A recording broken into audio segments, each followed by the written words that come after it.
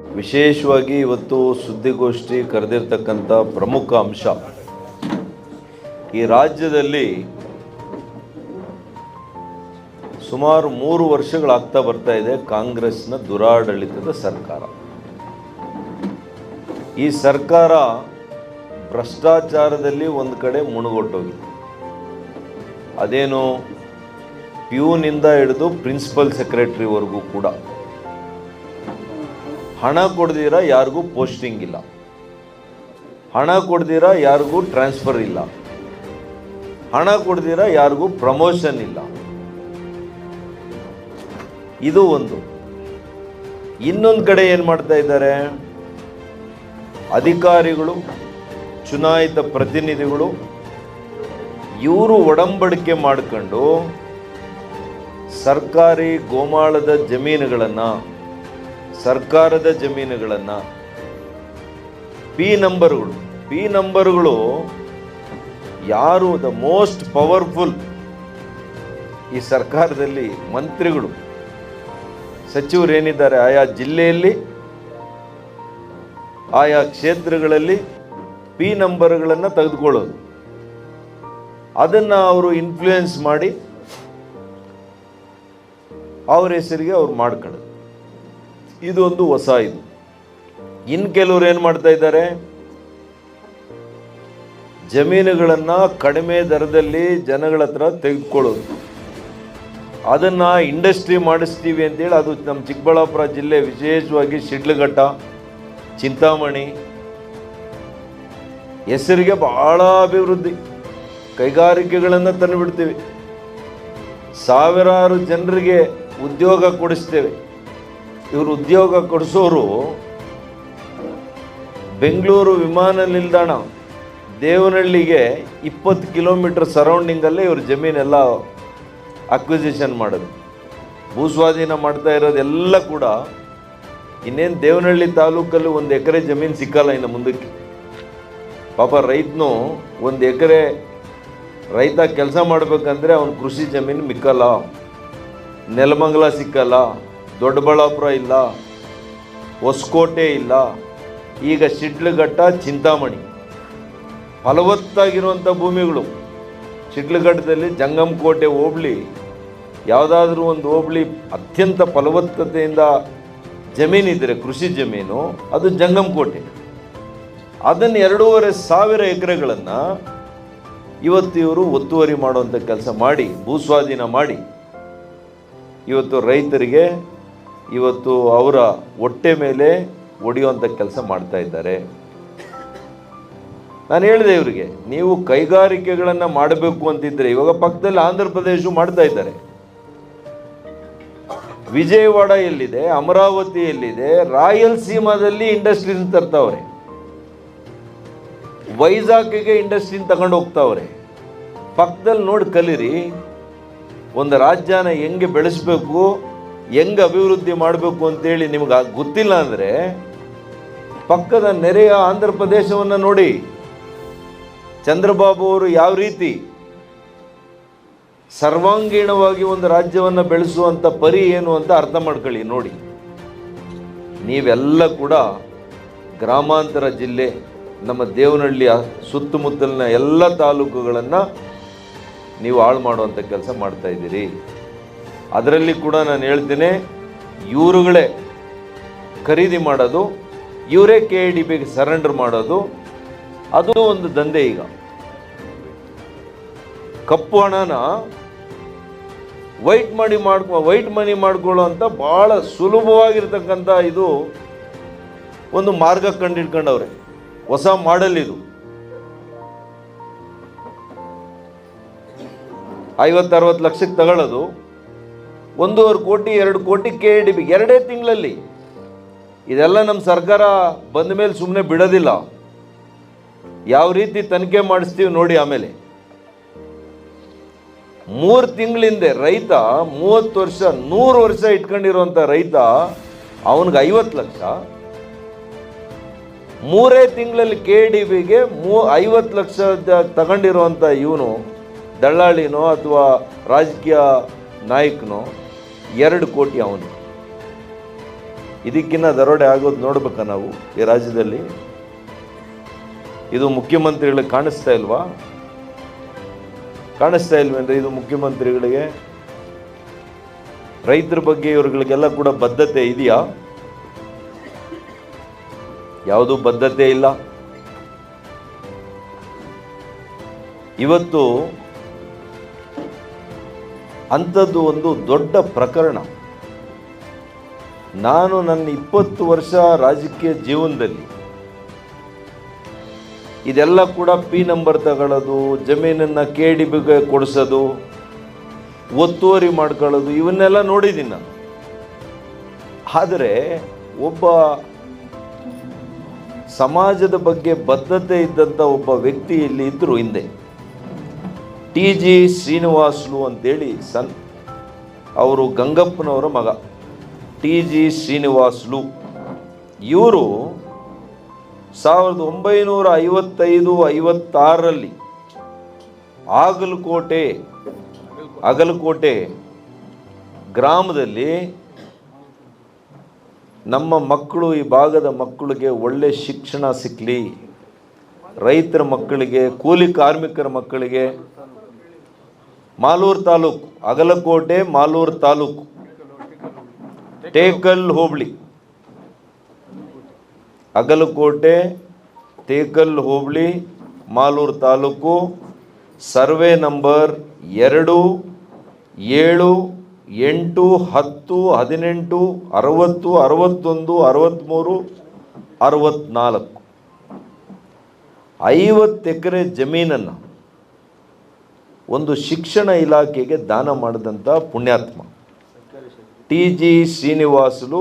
ಸರ್ಕಾರಿ ಶಾಲೆಗೆ ಸರ್ಕಾರಕ್ಕೆ ಬರ್ಕೊಟ್ಟಿರುವಂಥದ್ದು ರಿಜಿಸ್ಟರ್ಡ್ ಡೀಡ್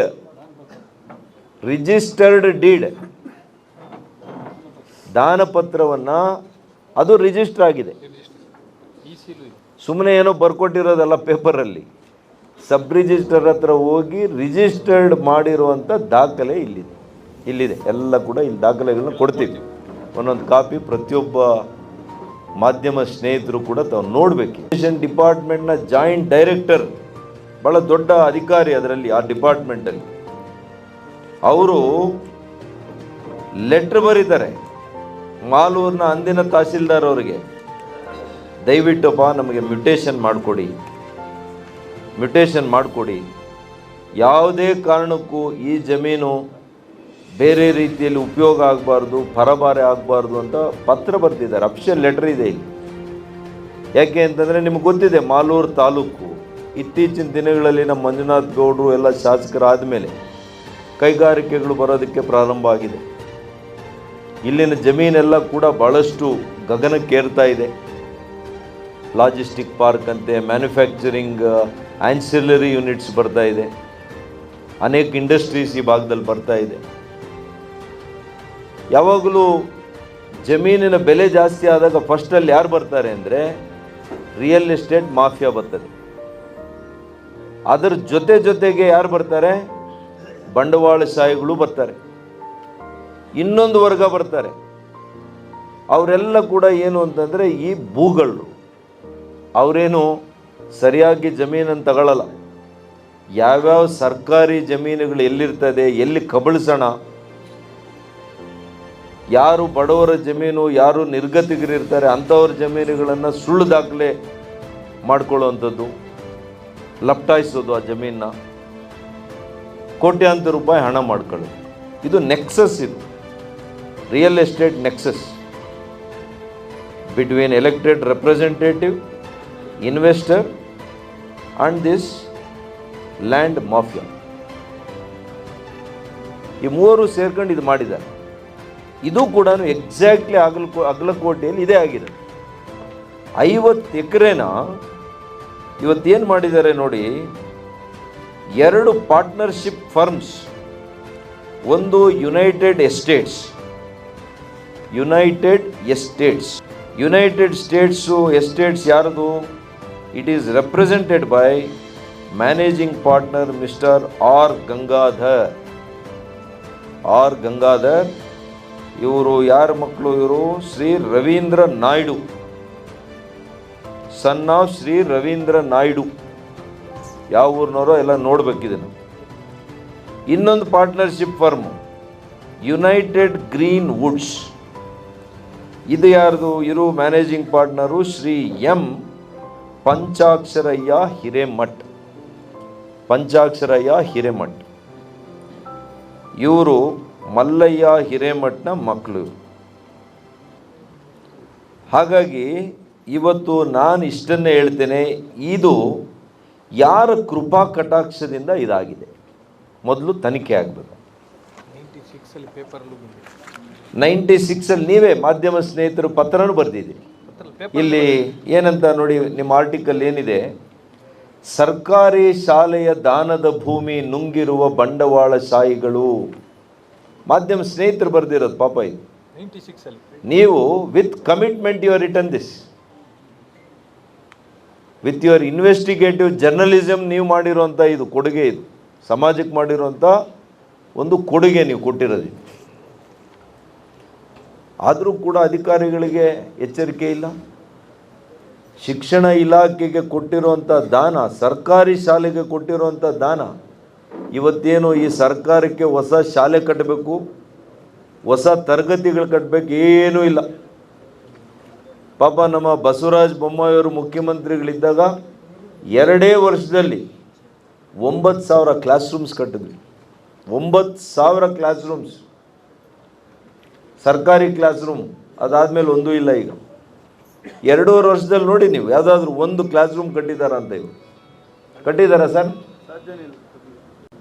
ಹಾಗಾಗಿ ಯಾರೋ ಪುಣ್ಯಾತ್ಮ ದಾನ ಮಾಡಿರುವಂಥ ಜಮೀನು ಸರ್ಕಾರಿ ಶಾಲೆಗೆ ಅಂತ ಅದನ್ನು ಫೋರ್ಜ್ ಮಾಡಿ 50 ಎಕರೆ ನೀವು ಪಾರ್ಟ್ನರ್ಶಿಪ್ ಕಂಪ್ನಿಗಳಿಗೆ ನೀವು ಪರಬಾರೆ ಮಾಡ್ತೀರಿ, ರೆಕಾರ್ಡ್ಸ್ ಬಿಲ್ಡ್ ಮಾಡ್ತೀರಿ ಅಂದರೆ ಇದನ್ನು ನೀವು ಇವತ್ತು ಕ್ರಮ ತಗೋಬೇಕು.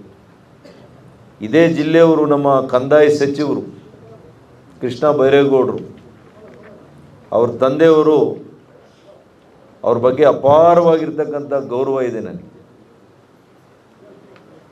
ದಿವಂಗತ ಬೈರೇಗೌಡರು ಅವರಾಗಿದ್ದರೆ ಏನು ಮಾಡ್ತಾಯಿದ್ರು? ಇದನ್ನು ನಾನು ಇಷ್ಟೇ ಹೇಳ್ತೀನಿ, ಕೃಷ್ಣ ಬೈರೇಗೌಡ್ರೆ ನಿಮ್ಮ ಬಗ್ಗೆ ಇನ್ನೂ ಕೂಡ ನಾನು ನಂಬಿಕೆ ಇಟ್ಕೊಂಡಿದ್ದೀನಿ.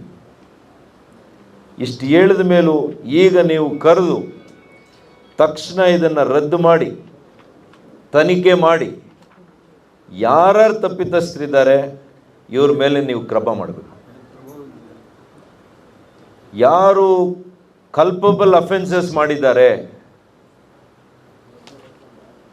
ಅಂಥವರು ಕಲ್ಪ್ರಿಟ್ಸ್ನನ್ನು ನೀವು ಬೆಳಕಿಗೆ ತರಬೇಕು. ಕಾನೂನಾತ್ಮಕವಾಗಿ ಕ್ರಿಮಿನಲ್ ಆ್ಯಕ್ಟ್ ಪ್ರಕಾರ ಅವರನ್ನು ಮೊಕದ್ದಮೆ ಅವ್ರ ಮೇಲೆ ನೀವು ಹೂಡಬೇಕು. ಕಂದಾಯ ಇಲಾಖೆ ಇದು ನಿಮ್ಮ ಕೆಲಸ. ಇದು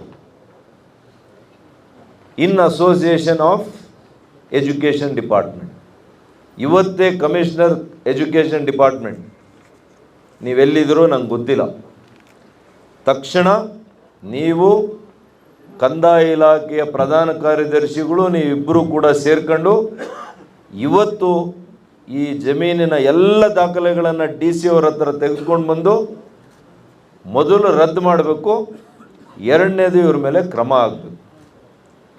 ಯಾರು ಅಫೆನ್ಸ್ ಮಾಡಿದ್ದಾರೆ ಅವರೆಲ್ಲ ಕೂಡ ಕ್ರಿಮಿನಲ್ ಲಾ ಪ್ರಕಾರ ಏನು ಕ್ರೈಮ್ ಇದೆ ಅದರ ಮೇಲೆ ಅವರಿಗೆ ಶಿಕ್ಷೆ ಆಗಬೇಕು. ಇಷ್ಟು ನೀವು ಮಾಡಬೇಕು. ಇದು ಪ್ರಾರಂಭ ಮಾಲೂರಿನಲ್ಲಿ ಆಗ್ತಾ ಇರೋದು ಅಗಲ್ ದರೋಡೆ ಏನು ಇವತ್ತು ಅಗಲಕೋಟೆಯಲ್ಲಿ ಅಗಲ ದರೋಡೆ ಆಗಿದೆ. ಇದು ಮಾಲೂರಿನಲ್ಲಿ ಪ್ರಾರಂಭದ ಹೆಜ್ಜೆಗಳಿವೆ. ಇನ್ನೂ ಕೂಡ ಅನೇಕವಿದೆ ಅಂತೇಳಿ ಈಗಾಗಲೇ ಹೇಳ್ತಾ ಇದ್ದಾರೆ. ನಿನ್ನೆ ನಾನು ಬರ್ತೀನಿ ಅಂತ ಹೆಂಗೋ ತಿಳ್ಕೊಂಡು ಆಗಲೇ ನನಗೆ ಫೋನ್ ಮಾಡಿದ್ದಾರೆ ಯಾರು.